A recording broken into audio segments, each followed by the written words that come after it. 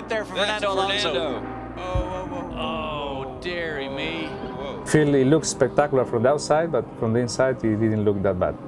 Yeah, I think on the second impact, when I was going backwards, I think with the legs I touched the wheel and yeah, it got broken. So I think if you touch with another part of the body, maybe it's different, but the legs normally are quite strong. So yeah, stronger than a steering wheel.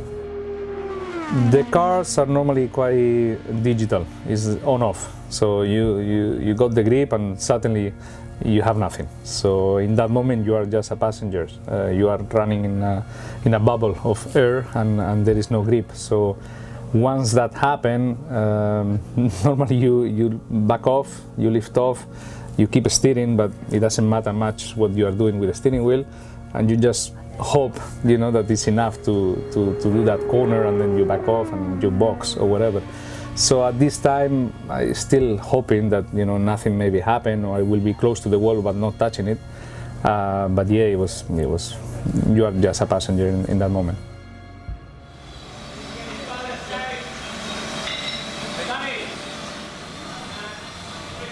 I think so far the project is challenging, as we knew. You know, this is one of the most challenging races in the world. So it's impossible that it's going to be easy.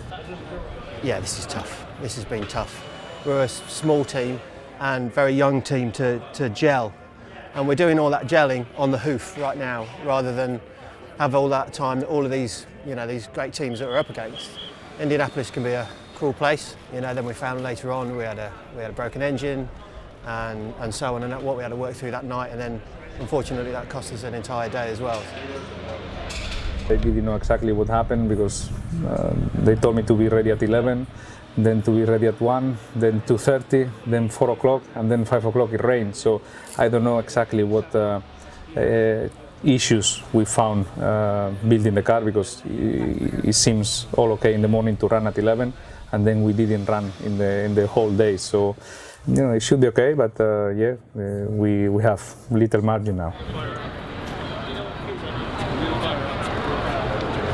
If you guys fire up, I'll be in the pit stop.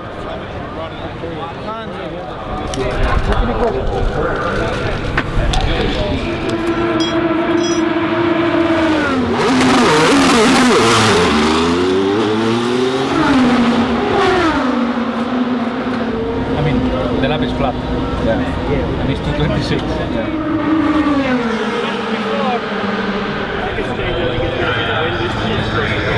The car has now improved, and after the accident the other day, these guys have done a wonderful job. Indianapolis is a very unique track, 2.5 miles long, and all 4 corners look the same, but they drive very differently. I can tell you that from all my years' experience here. I know we're getting close, because when you see the car come off of turn 4, and I'm standing way down at turn 1, the length of the front straightaway here is 5/8 of a mile, and I'm looking through binoculars, I can see what's going on. The car should look like it's about ready to hit the wall, and it goes through the turn, it connects at the very last second, and it comes off the wall. When the car starts to look like the driver's about ready to hit the wall, then you're getting close.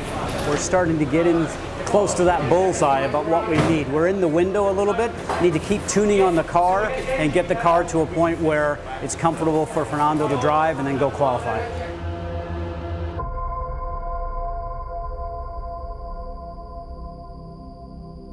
What a day for qualifying here in Indianapolis for the 103rd running of the Indy 500.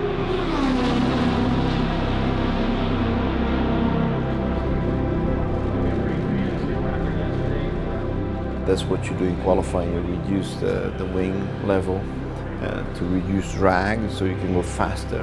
But the downside of that is that the car has less grip, and it becomes very, very, very difficult to control, very much on the edge. And typically, you know, you want to drive the car in those conditions as few laps as you can. I can't tell you how brave Fernando is to get in a car in those situations and just go for it. Nice and steady on the wheel. That's the best I've seen it looking down. So there is so much less aggravation in the hands. It's much smoother.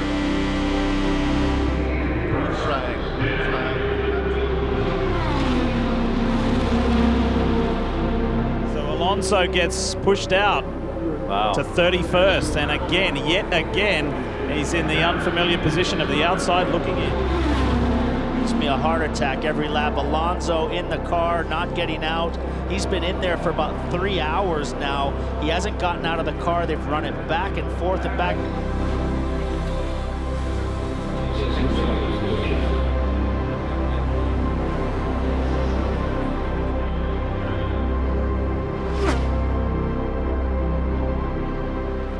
And Fernando Alonso, he's going to have to come back another day. I think we need half the speed. So yeah, we are where we deserve today, and hopefully tomorrow we have another chance to be in the race. And if we can take it, okay. If we don't take it, it's because we don't deserve it.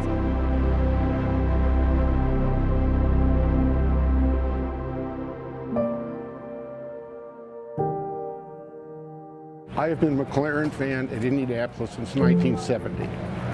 I was 13 years old. Bruce would talk to me over the fence. And then after the race, I got to go into the garages and I spoke with Bruce. I said, Mr. McLaren, I'm such a big fan of your team. Is there any way I could get one of your team patches? And Bruce asked Tyler for his helmet bag. He reached into the helmet bag and gave me a patch. And to this day, it's one of my most cherished things. And 3 days later, Bruce was killed. And I've been a McLaren fan ever since. Only McLaren is the only team in motorsport that won the Indy 500, won the Le Mans 24-hour, won Formula One championships. You can only do that if you try. To be here and this tribe, you know, it deserves some credit. So from Saturday to Sunday, it was clear that we needed to make some wholesale changes, and that's what we did. And again, Fernando went into qualifying, which a car that he didn't know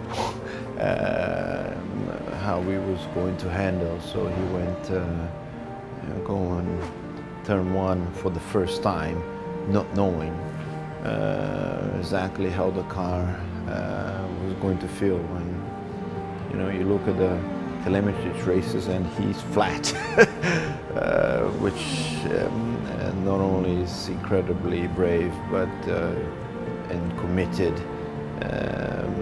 but is, you know, demonstrates the skill that Fernando has. Has he knocked Alonso out? He has! Oh! Kyle Kaiser and Hulkos Racing are in the Indy 500! Just pain, a lot of pain, you know. I've been doing this since I was a teenager, you know, for over 35 years, and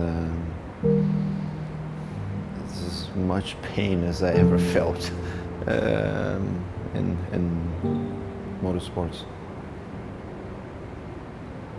I want to start tomorrow, and I want to meet this challenge head on. I want to come back.